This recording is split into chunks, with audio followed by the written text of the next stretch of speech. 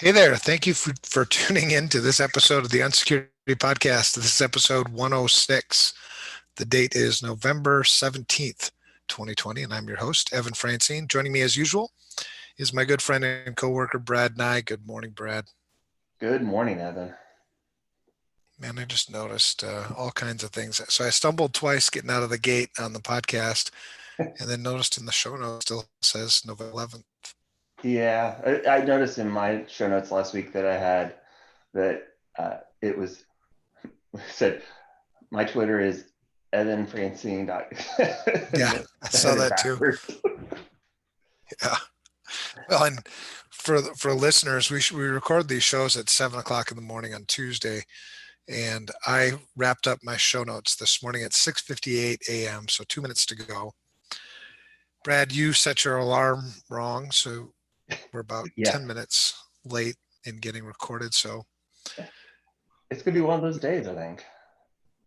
well, yeah. And I gave a talk last week and had my slide deck done about 5 minutes before the talk. It's always, I don't know why we do it.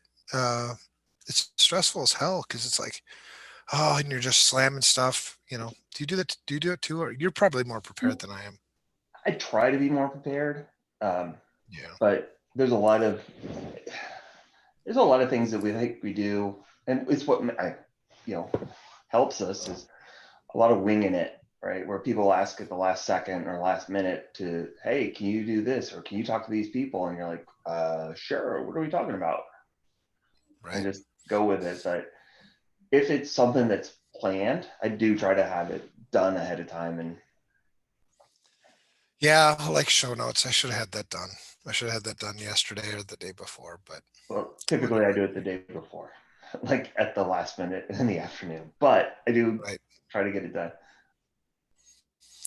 So I haven't talked to you since last week in the podcast. I mean, I think we're both on these separate paths doing all kinds of stuff. What's up? What's new? Not much. I've been, doing a lot of actually client work, just trying to help out because the team is just so booked with, I mean, basically over 95% through the end of the year. So just trying to pick up stuff and help out. So it's been a little chaotic. Yeah. Yeah. I totally get that. We have a problem on the security studio side processing Qualys, vulnerability scan files, and the lead for helping us develop the original sort of spec was Mike Nolan. Mm. And so we're like, in we went back to Mike and like, hey, you got any time? It's like, nope. All Yeah, right, we'll have to yeah. figure it out ourselves. He actually had to move back. He was gonna do some IR stuff with us and had to move back to pen testing because they were so busy. Yeah, I guess I was talking to somebody yesterday. I can't remember who I talked to anymore. I had 8 meetings before 1:30 yesterday afternoon. So I can't remember who exactly I was talking to, but I was saying for me, it's better to be too busy than not have anything to do. So, I'm kind of happy about it, but it's stressful as hell, man. And it leads to sometimes like today, I woke up this morning and I just have a cruddy attitude. It, yeah, it happens. Well, I think also it doesn't help that it's like getting dark. It's dark now, or it's just starting to get light, and then it's getting dark by the time we're done with work. And That's let's true. be honest, the pandemic it's wearing on people. I mean, it's hard to isolate for this long. Oh man, the pandemic and social media is pissing me off. I mean, just about everywhere I go around social media, there was an. I'm gonna see if I can find it while we're having our talk. But there was a graphic that a friend of mine sent yesterday about um, just how many social network media things there are in the Oh, world, and I was like, oh my god, most of them I'd never even heard of before. Here we yeah, go. I'll show I you. I literally I do Twitter for kind of like news aggregation. I'm very selective on um, who I follow and try to. Good lord, yeah, that's a lot. I know, right? YouTube, Vimeo, Vivo, MySpace is still a TechSmith, thing. I guess.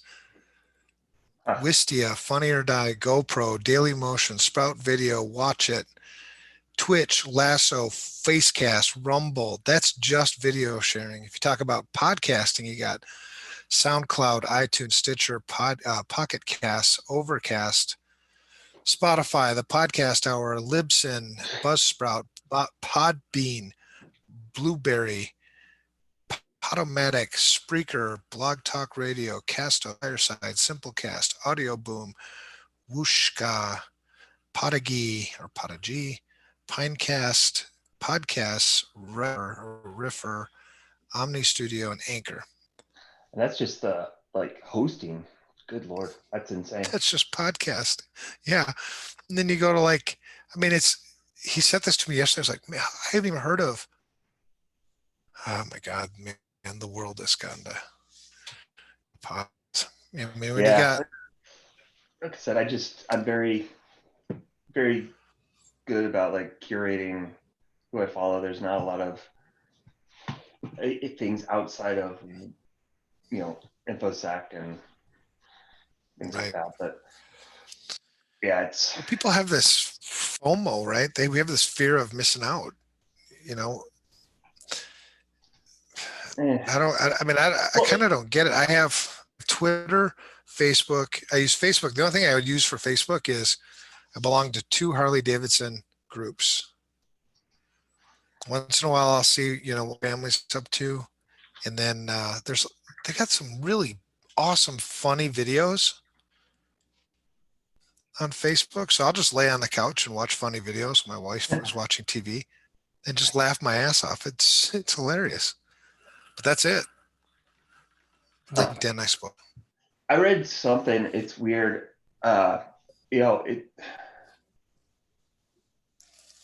I don't remember where I saw it, but we try to avoid politics, but it was around how Joe Biden ran his campaign, and that he didn't do a lot of the online type of thing, and Mhm. it basically came out to say like only a small fraction of the population actually is online and doing those actively involved in whatever.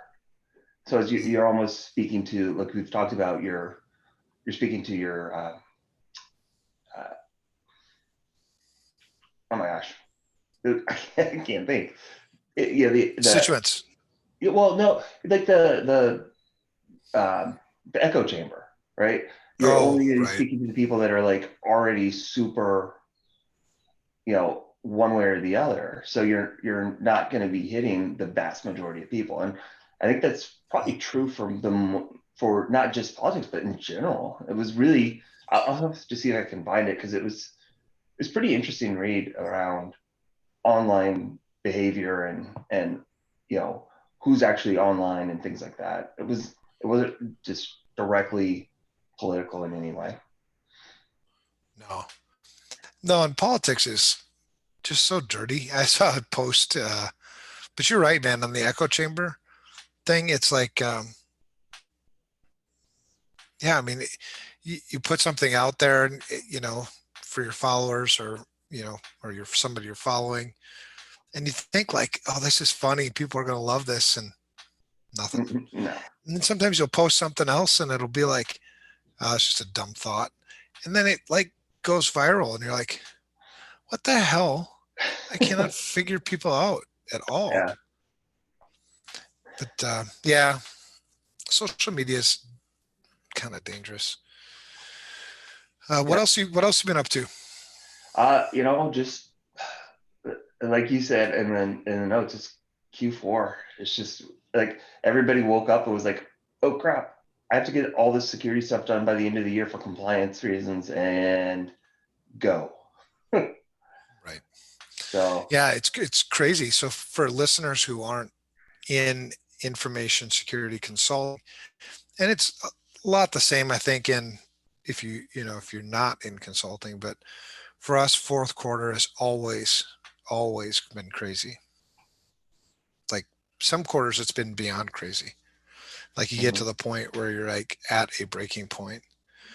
Uh, yeah, I mean, both all sides of the house are busy. Technical services, whether it be penetration testing, incident response. I was talking to Oscar. So for listeners, Oscar Minks was our special guest in the last episode. I was talking to Oscar yesterday. So Monday, he and I check in and talking ways to upload certain things about incident response because they were at a point where if they would have gotten one more incident response call, they would have had to turn it down. Mhm. Oh yeah, it They're was. they're just inundated. Well, I mean, that's yeah, that's why I covered that weekend just a couple weeks back because those guys are just Right. so busy. Well, if you got me involved, you know you're desperate. Right. You know what I mean? The but we were talking about some cool things about it. So one of my frustrations, and it's a big initiative, it's a big effort, but I think I've got some people with me on it. Um, is just the United States, our capabilities in the private sector around incident response are laughable. Oh yeah. Uh, and it really ticked me off. It came from that 427 hospital thing, the whole rigmarole with Brian Krebs and all that stuff. The We got to do better. We don't share information well. We've got too many people that think are unqualified to do incident response, trying to do incident response. We're not sharing information. Yeah, we can do a hell of a lot better. So I think I've got some proposals to make. We'll see where it goes. We'll follow proper channels. We'll go, or actually we'll go down all channels. We'll go, the legislative route, the legal route. We have, strings we can pull there. We will go the CISA route. Because if it had actually been 127 hospitals getting hit at closely the same time, even within a week or so, Oh, it would have we would been. have been we would have been screwed. Oh yeah, it would have been a nightmare. Not not and not. I'm not talking about just from an incident response perspective. I'm talking from a healthcare perspective. It would have been just absolutely devastating. Yeah, and people would have died. Probably. And so knowing what we and then really the solution is fairly simple. Simple and easy are two different things, but we have to do better. And so one of the things that Oscar's working on, kind of along the same lines, is how do we influence or change some of the things that happen in the cyber insurance industry? Yeah, Um, you know, that's been a. and I don't know how much you get in bed with them. I think it's a two-prong approach. You have to get in bed with them to understand them and build those relationships, but then I think you also have to maybe stab them in the back a little bit. Well, it's yeah. I've been not nearly as involved as he has with it, but staying up to date with what he's been doing, and it is. There's a little bit of, and I think he would agree. There's a little bit of like ickiness factor, where I think a lot of ickiness. you have to kind of, even if you're going to do things the right way, you still have to, if you want to get those incidents and actually help people, you still have to kind of do things their way. And Right. it's yeah, it's unfortunate, but at the end of the day, it's like, well, if we want to help people and do this, we don't really have a choice because most people are going Right. through cyber insurance at this point. Yeah. Well, and it's cool to be, I think, us sometimes. The cool thing is you get to look at it from different perspectives and not have any vested interest in, like, I don't owe any cyber insurance company anything. No, You know, no, I don't and have any relationships with any of them that are so tight where you did something for me. Now I need to do something for you. We don't have that. What we do no, then is this is the right way to do things. And I don't care if it, if maybe you lose a few bucks in revenue. People are suffering because we're not doing this right.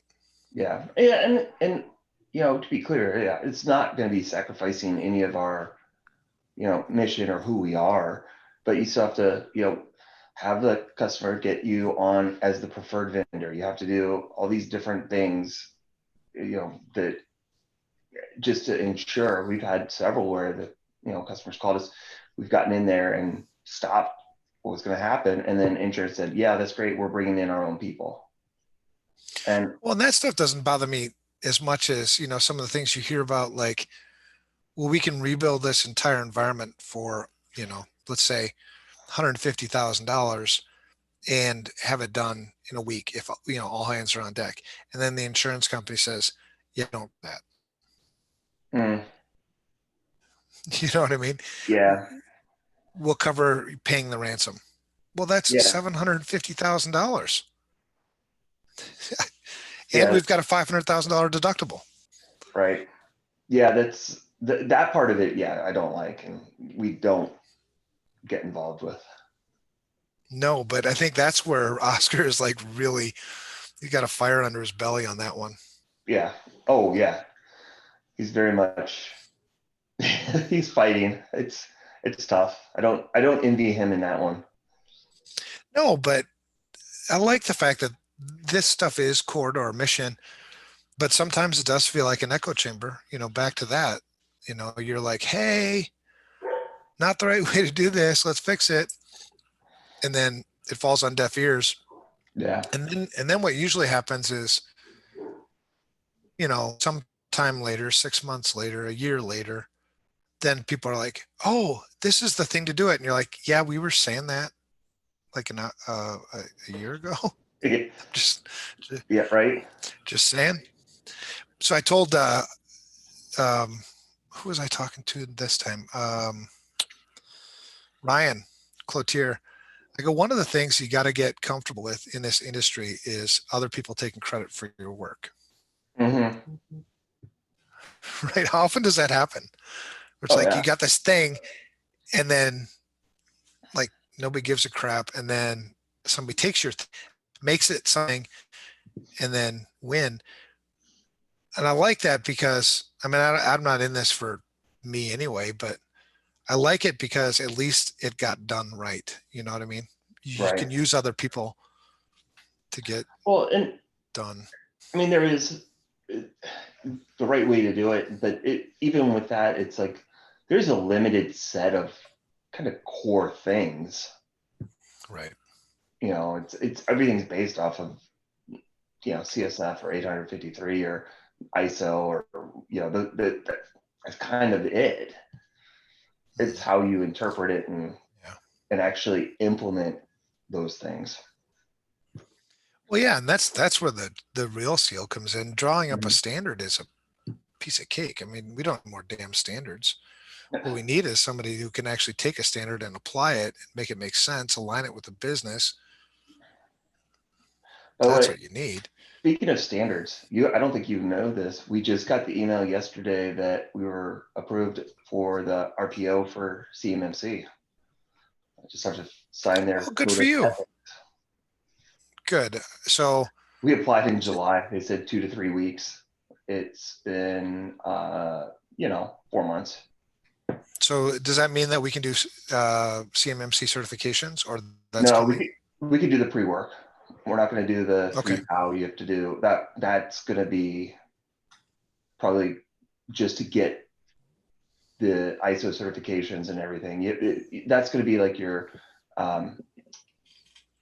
Shellman's and whoever does ISO certification now. That's pretty much who's going to be able to do the CMMC certifications. It's going to the requirements for being a 3 POW for them is pretty intense.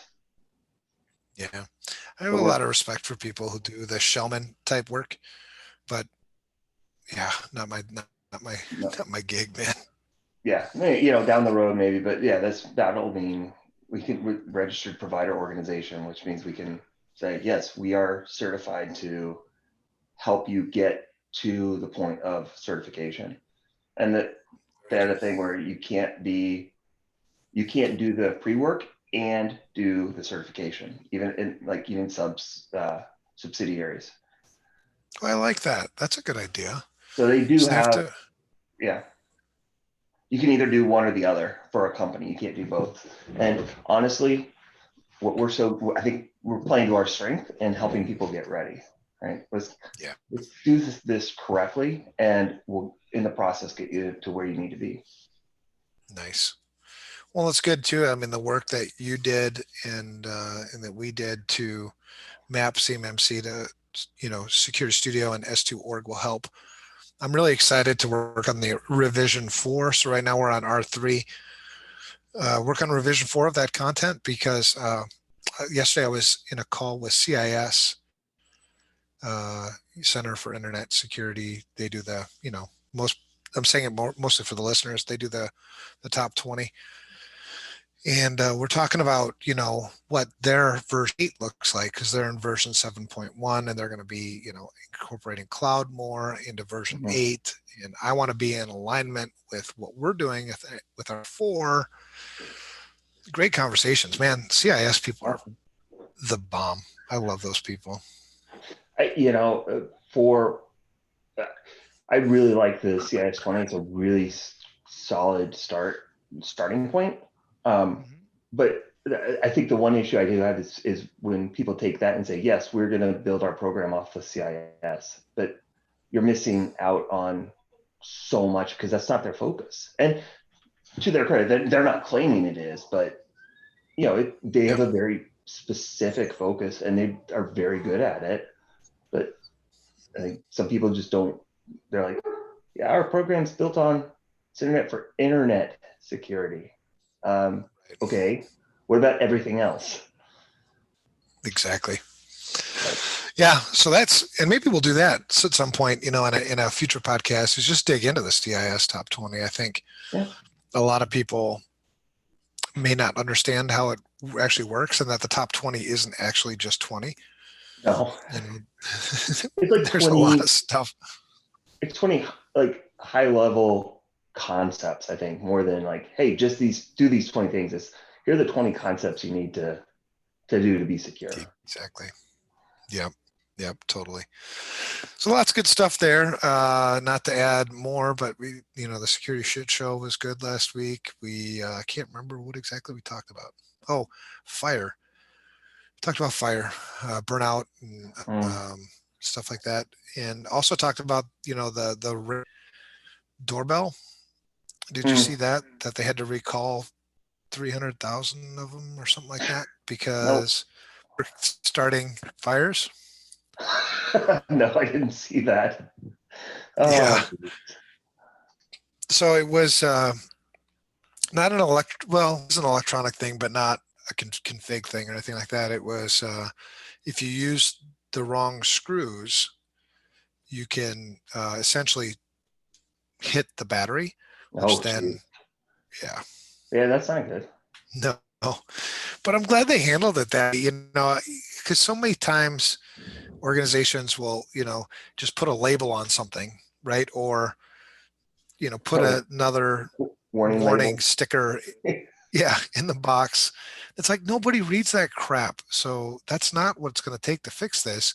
You'd need to do a recall. And so, like the next day or the day after, you saw the recall, and it was like, awesome. I mean, that's what you need to do. So we talked about that, and then we're doing the Pocky chip challenge. Have you ever done that? No, what's that? Is that? Oh, yeah. My chip's way up there. It's a one chip. It's PAQUI, one chip challenge, and it's supposed to be the hottest, tortilla chip ever. Oh, And oh, geez. yeah, right. No, I'm good with not doing that. Yeah. So well, Chris lost a bet. So Chris Roberts lost a bet to Ryan, made on the show. So then Chris has to eat one of these chips. Well, Chris is an Englishman, and I think like ketchup is like salsa to him. That's funny. So he's going to suffer. So, but he did fool us last week on the show where he actually, uh, uh, you know, took apart the adhesives so you couldn't tell and everything, and took the chip and made another chip that looked exactly like it, so that we all thought that the chip he had was the Pocky chip challenge, which actually it was just a tortilla chip that he put a bunch of crap on it. That's funny. So he ate it on the show, and we're like watching him like this, we're like, is he gonna die? Why is he not dying? Well, and then he came clean and told us what he did. And so partially it was like, yeah, you get a jerk. The other part was, all right, that's cool. So he's still gonna do it. Um, I'm just doing it because I hate to see a brother suffer, without some That is, company. that's crazy that it's literally, they send you a package with one chip in it. I, Yeah. the other day or a couple weeks ago, I actually made some, so my family isn't big on spicy stuff Mhm. and I do enjoy it, but I kind of went a little overboard and made some, uh, basically we were having like chicken nuggets for dinner and I made sauce to toss mine into big hot wings, and it was so hot that I actually had like skin in my mouth peeling. It's like I got through like 8 of them, and all of a sudden I was like, "Oh God, I made a mistake." Yeah, it's funny when you see people with that look on their face, like It, where that's exactly what their face says is, "Oh God, what did I do?" yeah, and It's usually just, I'm pretty it's good at just, that. I'm like, "This is good. It's spicy, but I'm enjoying it." There's a certain enjoyment to that, and then all of a sudden, like it built up and caught up to me, and then they were all thinking it was hilarious and I was overreacting. The next day I was like, hey, look, here's a yeah, it's too late at that point. yep. So that'll be this Thursday night at 10 p.m. We'll do that episode where we'll take the chip online, and I'm excited to see Chris suffer. Ryan too. Ryan thinks, I don't know. He's probably going to listen to this, but he comes off like he's really tough, and I'm still in my, I don't know. Jury's still out a little bit, so I want to see him eat with chips too. Yeah. Um, the other stuff this week, the book Unsecurity, which is kind of what the podcast named after, and all that stuff, Yeah. is now in the cybersecurity canon, which I thought, damn, that's cool. I mean, I haven't read through all of it, but I'm looking forward to reading that review. yeah. Well, and it's like I don't feel comfortable being on a list of other books made by authors that are really, really, really smart. So I don't know how to feel about that yet, but it's cool. If it helps the mission, then that's what it's all about. I think part of it is, well, you're not self-promoting. It's somebody found it and wrote this review. So, it's not, I don't think it shouldn't Yeah. be uncomfortable with that. Yeah. Yeah. I don't, it'd be better if my name wasn't on it. If you just put it out there, you know what I mean? But maybe that's how we'll do the next book. Is just put a damn name on it, written by, or maybe a ghost. That's why those other Mm-hmm. authors, they do ghostwriting. Yep. Smart. Huh. Maybe I'll do that. But It, yeah, Ron Warner wrote that uh, review, and he's a really cool dude. I like him. I was to say, yeah, the one we write together, if it's not Evan Nye or Brad Francine, that's totally not us. Oh, Evan Nye and Brad Francine. I like that. Well, and so now you're on this topic. I am going to start another book. So COVID threw us all messed up. We were planning on Oh, writing a book this year, you and me, and then we invited Ryan in later to come contribute. It never got done. I had outline stuff ish done.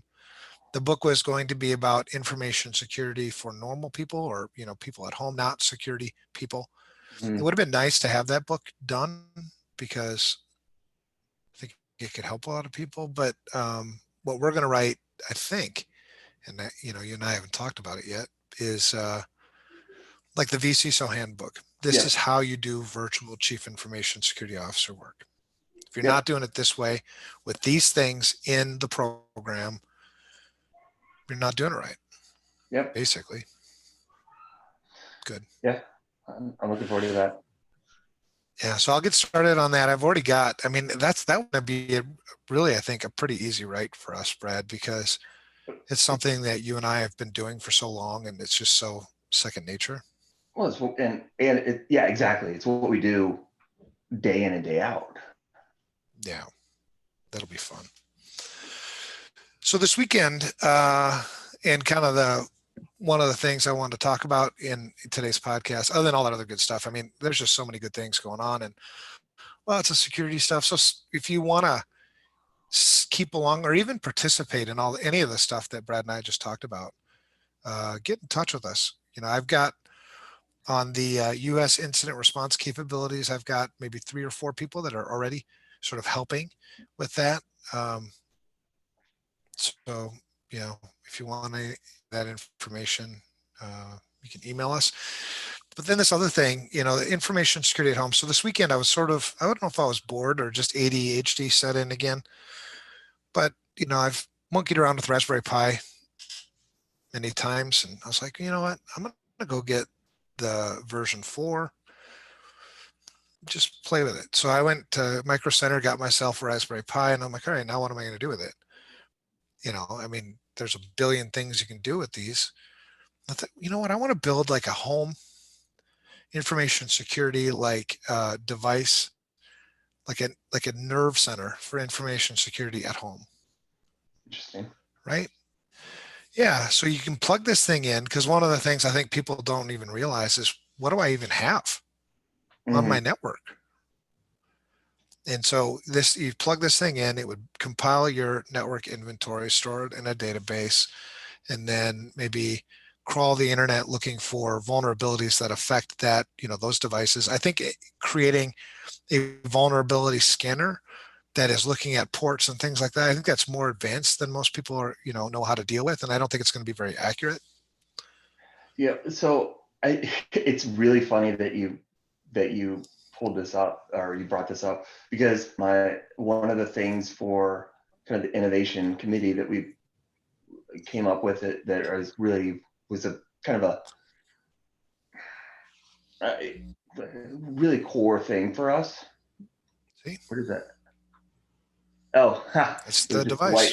It was the white was just it was the background was hitting it, but was home user and personal security resources. So like how to's for the most common Wi-Fi. How do you set security for the Wi-Fi and change default passwords, and securing some of the more common IoT things, and more resources for kids, and then the big one was like privacy and security resources when you're leaving an abusive relationship. So how do you digitally sever that piece and protect yourself if you're leaving a relationship? So that's kind of interesting that you brought this up, with that being See? a big focus. See, and we've not talked about that at all. So same page. No, that's awesome, man, because I'll need help on this too, right? I mean, I can code some things and make this thing do some things, but having, other sets of eyes, having, other perspectives, collaboration, because if you look for how to build your own home information security device or internet security device, you'll find some good guidance, but you'll find it all over the place, and you won't find anything really solid. And that's and it's not geared towards normal people. It's Right. typically extremely technical, and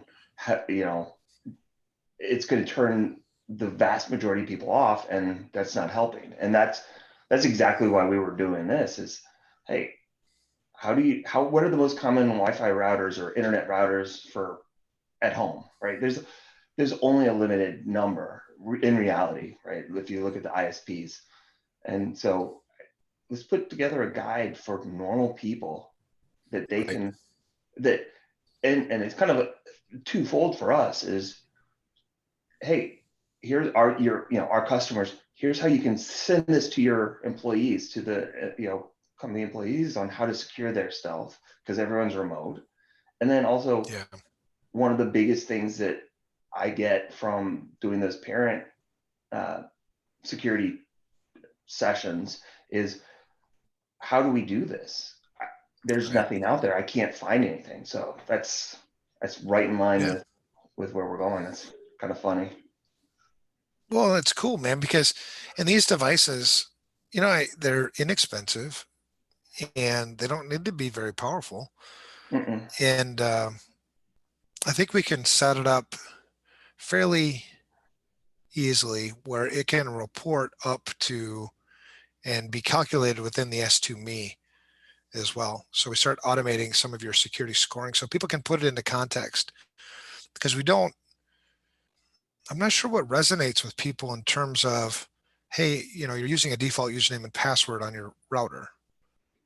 That's Mhm. bad. Well, okay, how bad? Right. Yeah, Did it that's tough did it to take my score from vet. a 700 to a 400? Okay, you know. Yeah. So I think, and so I started building this device and really what's on it now is, Raspberry Pi, Raspbian's on here. Kismet is on here. Pi-hole is on here. Um, and there was, I, I'm actually a pretty light device user at home, right? I don't like complexity at home. So I don't have a lot of devices. I don't have, Alexa. I don't have Google Home. There's a lot of things I don't have.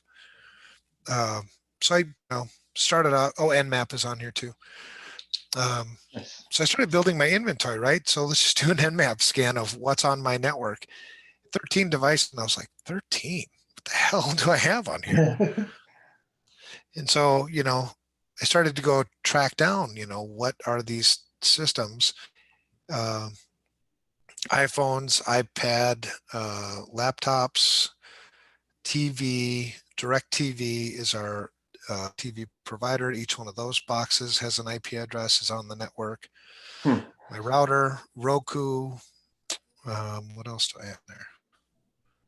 I think there might be, I think that's about it. The Arlo. What's that? Arlo. Did you mention that one? Oh, Arlo, I trashed that. It's Did out. you? It chewed up batteries all the time. I was like, whatever. I don't want you anymore.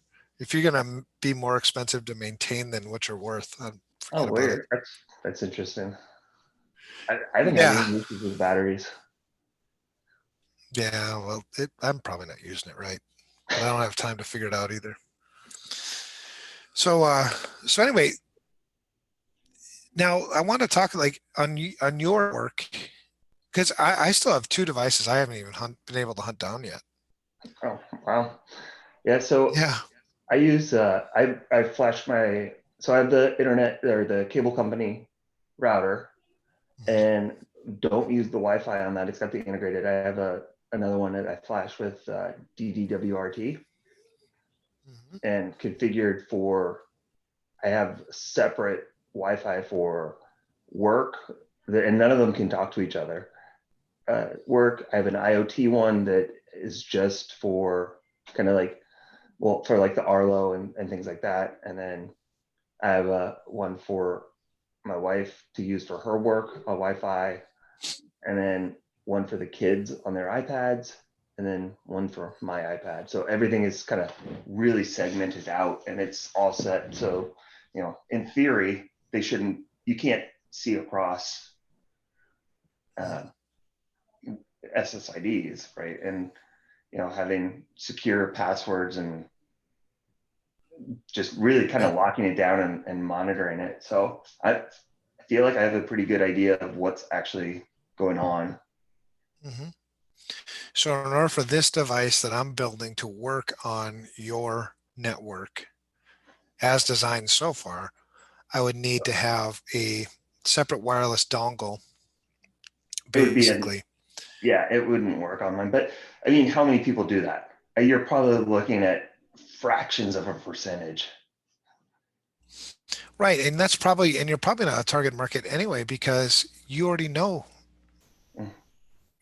how to do this stuff. You know what I Yeah, mean? It's the 99% of the people out there who don't know right. what to do. Yep. Yeah. I was talking with Kevin yesterday uh, about building this, and he's like, "Yeah, I I scanned my network like a year ago, and there were like 6 devices. I had no idea what they were, but I was like, well, screw it, you know." I'm like, all right, well, we got to go further than that. One of these devices, like these DirecTV set-top boxes, they give off a weird ass signature. Like they've got a couple of RPC ports open. Oh, weird. See, Uh, I didn't connect any of yeah. my DirecTV to the internet. Well, these aren't connected to the internet, but they're on the network because they have to talk. That's how they talk. That's how this one talks with the master one in the living room. They Hmm. don't go out to the internet, but they all talk to each other on this local network so that Hmm. that's how the Okay, signal's shared. gotcha. Yeah, it's weird, but the cool thing is I didn't know how that stuff really worked because I didn't have time to actually do it. Um, and now I know how to identify that box. I know what the signature is, so that we can put that into the database. Map was totally useless on that.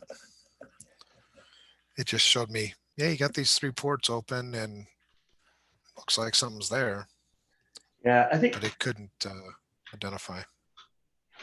the one thing that I really like Pi-hole, but I know that they've got some.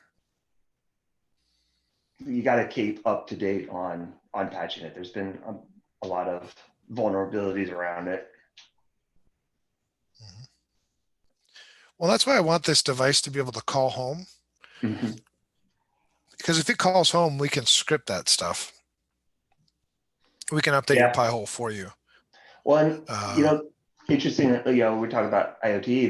That would be that's something that the majority of IoT devices are severely lacking. Is any sort of update mechanism or infrastructure or backbone or method. People just get it right. out as quickly as possible, and security is, second. Yeah. And oh, here's a new place that so I think it was last week we became contributor members to IOXT Alliance. Have you ever heard of that? Mm-mm. Here, I'll put it in the chat. So it's IOXT Alliance, IOXT Alliance.com. I told Renee about it at FRSecure. Um, so what IOXT Alliance is trying to standardize these things around IoT security. Now, the cool thing about IOXT Alliance is some of the names that are involved. You've got Google, Amazon, you know, Yeah. essentially all the big players are here. Uh, Yes. and it Those are is big names. yeah, and it is to define. I like the fact of doing this because it's the industry's IBM's there, Motorola. It's um, it's the industry's attempt to self-regulate itself as a versus what ends up happening is the government gets involved and messes it all up, right? Not like PCI did this, and it's not like PCI is perfect, right? There's no such thing as perfect in our industry. Right. Just so you know, nothing is perfect, I mean, never will besides be. you Well, and me there's that. personally. Yeah, right. Duh. Talk about echo chamber. But they're defining the global standard for IoT security. You can become a member, and it's not a money grab. FRSecure can go sign up today and become a contributor member, participate in the working groups. Uh, they also do a certification program for IoT devices. So Cool. I'm hoping that all IoT devices at some point must have a certification associated with it. Very Mhm. straightforward. It's certified for this use. Um, so that's that's very encouraging because I agree with you, man. IoT is all over the damn place. I mean, I'm scanning my network here and I'm like, what the hell? None of this stuff is standard. Yeah, So I'm pumped. Yeah. that's very cool. So at home, that's where I started. I started with taking inventory. So I think for home users, if you want to secure your home network, that's where it's got to start. How are you going to secure stuff if you don't even know you have it? Right. So, Yeah. um, Well, and I mean, it goes to what we talk about with businesses day in and day out is asset inventory, but how do we get that to the home user for them to understand? Right. Yeah. And so I think if home users are comfortable using a tool like Nmap, or if you like a graphical user interface, you can use ZenMap. I mean, that's one place you can start. Scan your network and see what replies. Now, all the things that aren't identified, when you see an IP address and it doesn't have any association with an operating system or a host name, that's when you get to go on an investigative journey, which I treat it as a game. I think it's fun. It's like, where could that be? So you go from room to room in your house and you're like, nothing in here. What's this thing here plugged in? Oh, damn. But that's a great place to start, just, and maybe that's where maybe next week, Brad, you and I can even share the video. Let's get ZenMap run up and let's scan. We can scan my network. I don't really care. Yeah. And just show people how actually easy it is. It'll take you 15 minutes tops, and 5 minutes probably. Because plus you guys, most home users are running themselves as admin anyway, so you don't even have to, you just install and go, Yeah. Yeah. right? Uh, yeah. So it, now, where would you suggest like a home user get started? Yeah, well, that's the problem is there's not a lot out there. I would say for now, probably the best resource for for normal people, and it doesn't have a lot of how-tos or things, but just more general information is the IC squared's I am cyber aware. Hang on. They changed the I am cybersafe.org. Now, do they give you any advice on how to create an inventory of your network or secure your network, or is it more good user behavior stuff? It's more like, so they've got it's iamcybersafe.org. It's got like some safety PDF tip sheets, some video tips, um, some of the research and things like that. So if you're looking for I don't even know what I should be looking for, it's a good Mm, starting point.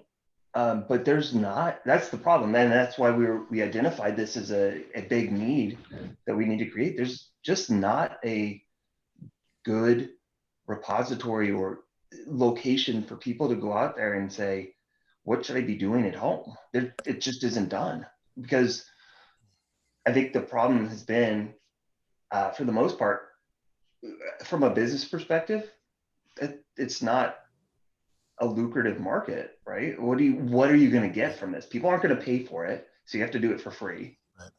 But it's such a critical thing. So I think that's there's a huge gap right now for that. Yeah. And, hopefully we'll become that location here. We're going to start that this quarter, hopefully, depending on how insane it gets, but uh, really Yeah. start focusing on that at Q1 of starting to build out this personal and home security resource to become that trusted place where, hey, I don't know what to do. Okay, let's go to FRSecure. They can, you Right. know, so. Yeah. I like that. Well, and maybe, next week, and it's your show next week, but maybe next week, we could start with, because I don't mind sharing. We do these things on video and we can always talk through what it is we're sharing on video if we wanted to. But I'll log into I use the firewall that's built into uh, my DSL Mm. modem. It's sufficient. It works fine. But, in the next week, I could log in, share the screen, and, show places to kind of navigate and work around. I think the biggest thing is, defaults, change defaults, change default usernames and passwords on everything. Patching obviously is really important too. A lot of your home, at least my DSL modem automatically is set up for automatic patches. So, the firmware is up to date. And I hadn't been in there in months, and it had updated itself about a week ago. Hmm. Which Yeah, is not a big deal because I don't need the same kind of uptime at home that I need at, in an office where I've got 10,000 workers reliant on this internet connection. right. Uh, but maybe that and so the only way you would know what things are running default usernames and passwords is one to know what you got, right? Because Mhm. I had like I said, I had a number of devices on my own, and I'm a security guy that I had no idea I had on my network. And I got to go down this path of investigating those things. I'm doing it for another reason. I want to create signatures so that I can automatically populate that stuff too. But you know, I could have easily come across something that was very vulnerable. Yeah, Monitoring the ingress and egress, which you can do in the firewall. Pi-hole plays a good role in that too. And even updating Pi-hole, it's not that difficult. no, no, and honestly, one of the things that I recommend is Sophos makes their UTM firewall is Mm-hmm. completely free for home users. It's the exact same as their corporate one. It's just limited to like devices and some things for home. But I, I mean, that doesn't take a huge amount of resources. I have it Right. running on uh, like a Dell that I got in, gosh, it would have been probably 2009, 2010. I mean, it doesn't take many. You can run it on very low powered things. It really is just looking for, you just have to have two NICs that can handle the throughput. And how that's such an easy thing again to do. You can set it up, download the installer onto a USB, and boot from that, and it installs. Right. I wonder if do they allow. Hmm. I'm trying to think. Firewall makes a nice firewall too, but that one costs money, for home, and it's got all kinds of crazy cool features. Which I don't know if people really give a crap about the crazy cool features. They just want a thing that they can plug in and not have to worry about it. Well, and that's You what know I what I like mean? about the Sophos one is it basically just you download it to a USB and it goes. It really does. It's really easy. And yeah, it's the limitation is 50 IP addresses. So as long as you have less than 50 devices on your internal network, you have a fully Can I functioning firewall. can I get That this on Raspberry Pi? I don't know if it can run on vSphere. I don't know if it runs on Pi. Because I think we'll probably put an open source version of something like this on there too. Like a PF Sense or something like that, right? Yeah, because I really want to create something that's just like you can just set it and forget it, right? Yeah, it Um, says yeah, dedicated Intel compatible PC or in a VM. Can run on any vSphere edition. So okay, all right. Well, on another front, Chris Roberts and Hillbilly Hit Squad. So these things, it's funny. You mentioned the stuff that FRSecure was talking about on the innovation front. I'm doing this stuff at home is sort of hobbyish. I mean, we'll make something out of it for sure. And then Chris Roberts is working on some really cool devices that I don't know. They wouldn't be so much used for home. I think you could probably slim it down and make it work there, but it's essentially all in one plug and play network device for small to mid-sized businesses that will actually do pen testing as well. oh, And interesting. yeah, he's got a pretty cool thing going on there. I think he's in test right now. But the easier we can, I mean, there's certain things that we can just take care of. Are always the biggest risks. So what are their biggest risks at home? Well, they don't use, I don't know. There's a lot of things. Patch their systems. They, default usernames and I think passwords.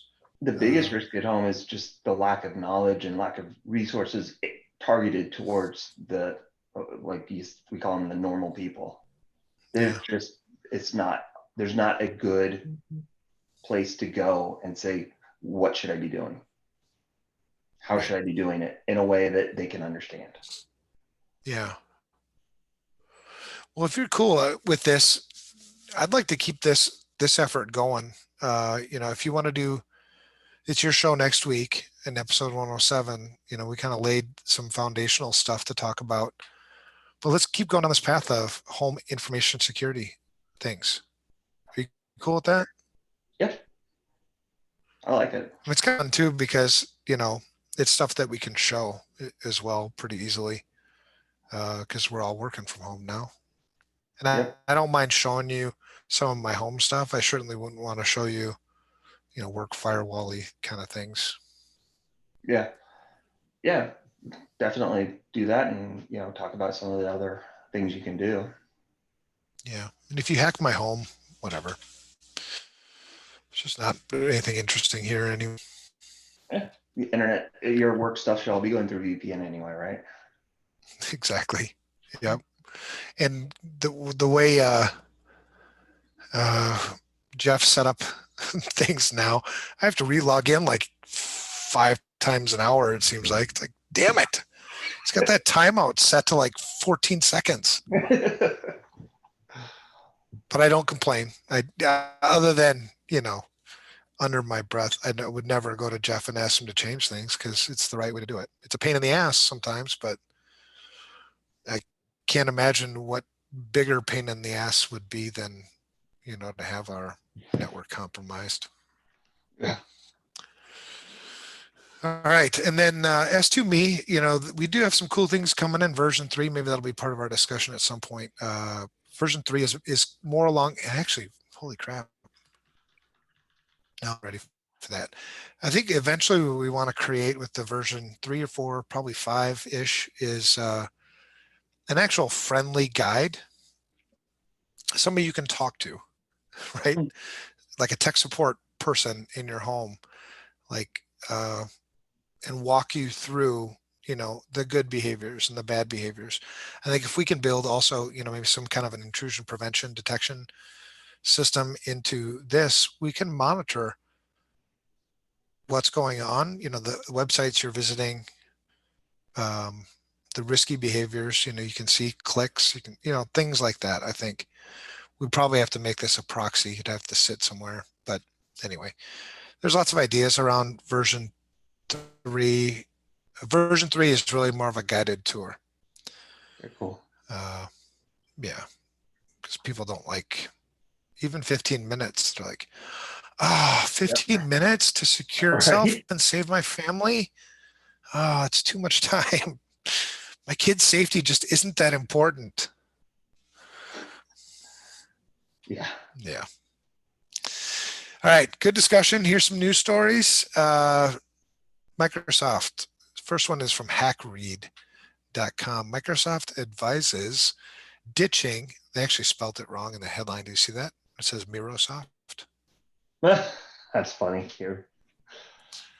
Yeah. Mirosoft advises ditching voice, SMS, multi-factor authentication. But wasn't that already recommended by the government like 2 years ago? Yes. Okay. I just want to make sure I wasn't.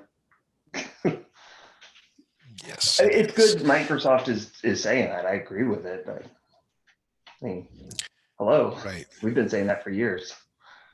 Right. But I would much rather somebody use if the most attainable multi-factor authentication option for a user is to use text-based SMS multi-factor authentication. I'd rather them use that than not use any. Oh, for sure. But I think with the number of free authenticator apps that are out there and how easily integrated those are, I don't know personally. I don't know anybody that has a phone that cannot do Google Authenticator or the Microsoft Authenticator app. Right. But the reason why they don't is because it's another step. Yeah. But Because so getting the text. No, but it pops right up on my phone. If you make me do the Google Authenticator app, I go open phone, I actually have it in a folder. It's called work. I have to go to my work folder, click on the Authenticator app. I've got multiple authenticators listed here. I got to choose the right one and then take Yeah, that and go back.